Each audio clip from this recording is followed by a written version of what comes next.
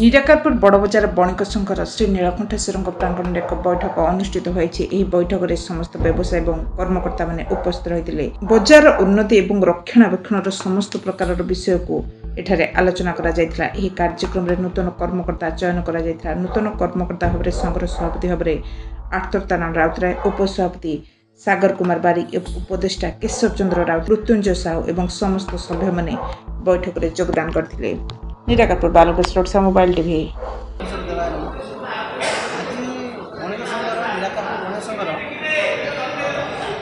प्रारंभिक बैठक होता साधारण बैठक सांगठनिक बैठक पर आज प्रथम प्रारंभिक बैठक 31 जन सदस्य उपस्थित होते। पूर्व निष्पत्ति जहाँ था विगत वर्ष मान से रहा संक्रांति दिन मासिक बंद आ संक्रांति हाट पड़े परदिन बंद आ मासर शेष रविवार दिन बैठक बस सदस्य मानक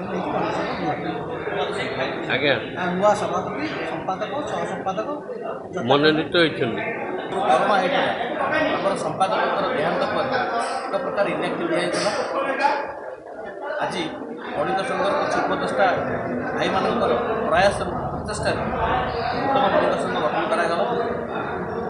ये बणिक संघर काम है निराकारपुर अंचल व्यवसाय करता व्यवसायी भाई मान कि सुरक्षा देवा हाटर सुरक्षा करवा अंचल विकास करने सहित अंचल सुरक्षा रखा। आपणकर ये जो व्यवसायी बजार छुट्टी दिन रहा कौ दिन रहा यह एक चिराचरित कथा या पूर्व आलोचना सर पूर्व जो मैंने बणिक संघर सफल सभापति संपादक थे आमर पितृपुरुष निष्पत्ति यह जे संक्रांति दिन हाट बंद रहे बजार बंद कि जेहेतु एठार अनेक लोग हाट उपर निर्भर करती पनीपरिया निर्भर करती जो दिन हाट जदि क्षेत्र मंगलवार पड़ा तो बुधवार बंद रहाट जब शनिवार पड़ा तो रविवार बंद और यह समस्ते मानिना निजर मत प्रकाश कर।